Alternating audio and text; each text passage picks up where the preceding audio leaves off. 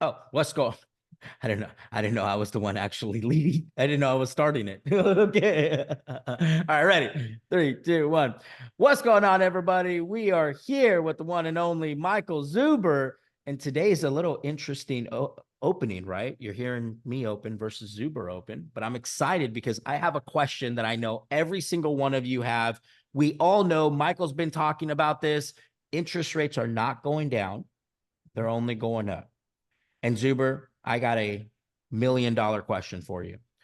For the wholesalers, for the flippers, for the buy and hold investors, what do we do in a market where interest rates are 8%? Wow. So I think there's a couple of answers to this. Whether it's 8, 9, or 10%, I think there's a couple of things we have to do. So let's talk about real estate agents first, right? The traditional real estate agent, listings and buying, right? I think you need to realize that the bifurcated housing market probably stays bifurcated for a while. I think the housing market's broken for the next 5 years. I don't think we go back to 6 million existing home sales for 5 years. It's got Wow. years of healing. I think if you happen to have a listing that's clean, FHA ready, right, can pass inspections below the median, you have a unicorn. That stuff is still selling, and in some markets, selling for over asking. I don't think that changes at 7, 8, or 9. I think it's that unique. I think there's that much demand there. I think there's that much cash in the system. However, if you're playing above the median or you have a non-perfect property, be careful. I see days on market expanding. I see inventory increasing because the non-perfect properties are going to stay longer. If you have a property that's below the median but can't pass FHA, you have to go cash or you have to go DSCR. This cost of capital you're gonna feel it. You're gonna feel it based on price. I definitely would get comfortable asking if they're willing to carry, right? Okay. If they have a lot of equity, you can get a better price if they're willing to carry. Um, I think we will eventually have a recession. I think creative financing, sub two, lease option, all these other things that were popular in the 80s, they are growing in popularity now and will only grow if we have 9% rates and a recession. Creative financing is going to be like the thing, Right. especially for non-perfect properties. Luxury. I think luxury is really interesting. You and I talked about Orange County the other day, and we talked about the big boys. I think it was 3 million and above. Yeah. When you get up to 300 days on average, if you happen to be a lucky human being buying something like that, you better be writing disrespectful offers. Most If definitely. it's at 3, you're writing at 2, Yep. right? I mean, let's get really disrespectful, right? You make your money when you buy. So that's kind of traditional agents to start with. Um, Before I get to wholesalers, I'll stop there, see if there's any questions. Yeah. So those that are in the, we last week we spoke about San Bernardino, right? Entry level marketing, entry level market, which would be much like Bakersfield or Fresno, Sure, sure. right? You see those markets being impacted more than the high end, or you see high I end? do. I do. It's really funny. I forget who put this out on Twitter. I wish I could give them credit for it. I think it was Ryan Lundquist from Sacramento Appraisers, but I might be wrong. It is wild to think about, but true. Oh, you know what? This was Austin, Texas, I believe. If you look at below the median entry level homes, the supply demand gets actually improves the higher rates go. Now, why is that? Because entry level homeowners are dependent on mortgages. So the higher rates go, the less of them that qualify. So the pending to active listing actually improves. However, in the luxury market, especially if you're around tech, these people have stock. They have assets that they can sell. So they're not really interest rate, just like Orange County, right? You still have people that can write a check. I don't give a shit if rates are 10%, Right. right? So it's really wild. If we got rates at 9%, it's really funny. The entry level will be hurt worse because less people qualify. But that's why seller financing could be the answer. This is what happened in the 80s. Guys, I spent over $100 buying Robert G. Allen's original edition from the 1980s or 81 because it had the 1980s data. I didn't want the 7th edition. I wanted the first edition because you were seeing people where mortgage rates were 18, 19, 20%. They were doing creative financing at 12 or 13. Wow. So Same again, thing. we're repeating the 80s, the Right. early 80s. Most definitely. Do you think the program, I think it's California, what's the California California? Dream for All. Yeah. Do you think that will help out at all? It's going to do exactly what it did last time. It's going to drive up demand for scarce assets. People that get lucky enough in the program are going to overpay because they think it's 20% free money. It is a demand It's not. generation. It's a stupid waste of money, but you know, money gets spent stupidly all the time by the government. Interesting. Interesting. And then my hallucination would be for, when we look at, we'll call it the high end market, right? Anything 4, 5 million, 6 million is on market 600, 700, 800 days. Yeah, I mean, you always have those unicorns like the spot on the Right. beach on the look, but most stuff's not that thing. And the stuff's just going to sit. And don't forget, I think it was LA County. They actually created this mansion tax, which is not even a mansion tax. It's a real estate tax that has really dampened the market for 5 million above, I think is where they priced it. Yep. Yeah, it's if you like if you happen to be shopping for luxury right now, you are lucky because there's going to be some just deals. Because there's some people worth hundreds of millions of dollars that have this spot in Orange County and they're getting older and they're not going to travel there anymore. Eventually, like there'll be a like what's that place with that fancy sushi restaurant right on the water? Um Malibu. yeah, Malibu. Yeah. Like there's some beautiful Malibu stuff on the water.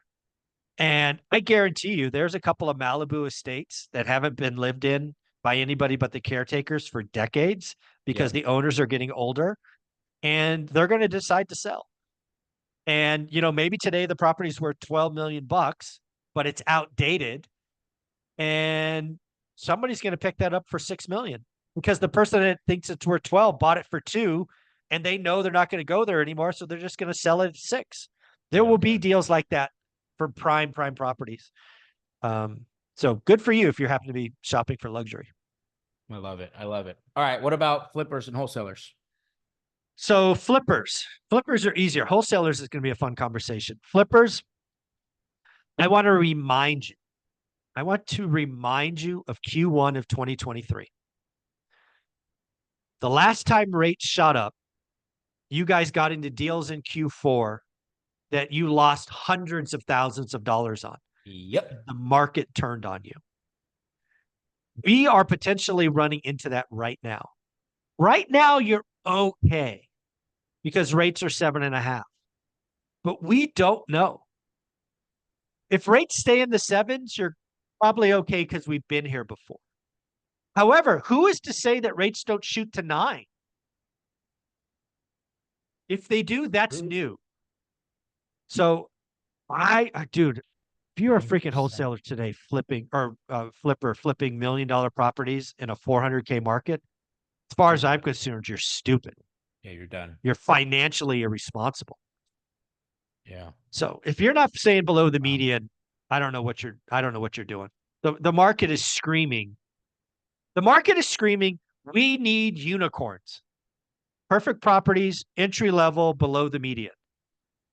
The market is going to, like, if the rates go up, the market's going to be with these luxury properties, in my opinion. So I think flippers have the clearest, kind of, do this, don't do that. I think flippers, it's like, guys, get a little smaller, be a little careful. You and I both don't know where rates going right now. Jerome Powell told you yesterday Basically what Jerome Powell said yesterday is, I don't have to cut. I'm not cutting. It will stay here. Right will stay here as long as it takes. And right Wow. now the market doesn't believe him. But let's give Jerome Powell credit. He has been remarkably consistent for 25 months. And eventually the market will get it. So be careful. And now wholesalers. Mm. Man, wholesalers. You need to realize the market's changed. Wholesalers became, I mean, Max Maxwell is the first one I remember 4 or 5 years ago. I'm sure there were others, but he blew up on YouTube, or at least on my feed, making wholesaling sexy. Brought a Very. lot of people in the game. But it was all about cash, cash, cash. Right. In my opinion, that's over. Right? There's either so many or so few. I don't know what happened, but that market's dead and gone. However, I think a high rate environment with the potential of a recession is going to create a lot of motivated sellers who don't have equity. Mm. And as far as Mm. I'm concerned, Mm. wholesalers have done a piss poor job of trying to figure out how to solve those. Right. So the one thing I would do if I was a wholesaler that you have not had to do in the last 5 years is figure out how to talk to a seller with no equity, but maybe with a locked in mortgage, and find ways to solve that problem. Completely different skill set, completely different. Like you're used what's a wholesaler do? Found a deal below market, add their fee, sell it to a flipper, move on. Well, Right. you know what? There's no spread.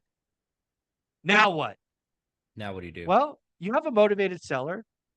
There are other ways to fix it. I think those people are going to win because I see those opportunities growing exponentially. And here's the other thing. It's a more difficult conversation, probably more touch points. And wholesalers don't like difficult. Nope. They want buy cheap, add margin, sell. Buy cheap, add margin, sell. So I think what's coming to wholesalers is an opportunity to thin the herd and scale up. That's what I think is coming. So good. I'm really excited for that. I'm on the flipper end. I see so many flippers that, obviously the market got a little hot over the last couple of months, right? You did, yeah, They're dude. Would making you some guys money. forget already? Do They you need to did. be reminded of those losses? They did. They They forgot. And did. and and, They and, forgot. and how I know they forgot is because they're buying our deals that make 0 cents, and they're buying them hoping that it's going to appreciate, Yeah. hoping that they're banking on the pending comp that is going to be the only comp. I Oh. I, I know an investor What is a flip take in your market? Like 120 days start to finish? start to finish. Yeah, I would say 4 months. Yeah, four Yeah. months. Yeah, 4 months if you're good, five and a half if you're kind of a rookie at it. right. Let Yeah, me just tell you, it could be a completely different. Like this is wild. You there are you somebody. add 5 months to April 15th, dude. You're in September. You're getting really close to winter. Yep. We're seeing investors right now. For an example, they're buying $900,000 houses. ARV's $1,050,000, but there's a pending. Now, mind you, it's going to cost them $100,000 to rehab that freaking house. So they're already at $1,000,000. But there's a pending, or there's a property that's coming up for 1-1, and they're banking on that 1-1. I was just talking to somebody today at the gym about it. I'm like, dude, how did that deal make any sense for that person? He goes, dude, they're banking on that pending. They're banking on that one that's supposed to come up around the corner. I'm like, so you're going off of one comp. You got one comp that you're going off of, hoping that it's going to save you. They're going to lose their ass. So this is hilarious to me. If you're going into a wholesale deal and you're looking to make a 5% spread, because that's all that is five. Like, yeah, it's 50 grand. Dude, it's 5% of purchase. Right. Stop it. You can lose 5% if the property sits another month. Right? I mean, the other thing you got to talk about these guys is none of them have their own money. It's No. not like you're going to write a check for $1,000,000. You're going to go borrow 800 or maybe even 1,000,000 at 9, 10, 11, 12. And be screwed because they're not going to be able to pay it back. You're effed. I don't know how many people raised private money and are now hiding from the public. Well, I mean, yeah. I mean, I see a lot of that in syndications, but it happened in flipping too. It got really easy. You got really consistent. You got cocky. You built big teams. You got to feed the team. You're doing skinnier deals. and it's time to lose. And you bought a Lambo and you rented a $10,000 condo and now you're fucked. Sorry, I don't know if we're allowed to cuss on it. Sorry. That's, Sorry. that's okay. You didn't finish the word, but you know what word he was going to say. Yeah, it's not good. But this is what happens in every cycle. And again, I did this through '08. I knew a guy who was flipping $1 million properties in the Bay Area when $1 million was really something. And he was making 7 figures a year in, year out. I remember the house. Remember the phone call. I remember he called me, says, Michael, I've got 5 properties on the market.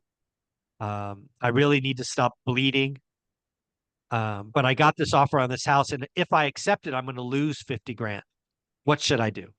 And I'm like, take that deal and run. And for whatever reason, his ego would not let him take a small loss. He lost everything. Divorced, bankrupt, no longer in real estate. Never will come back. It's going to happen to a lot of people. My buddy Eddie always says, pay for peace.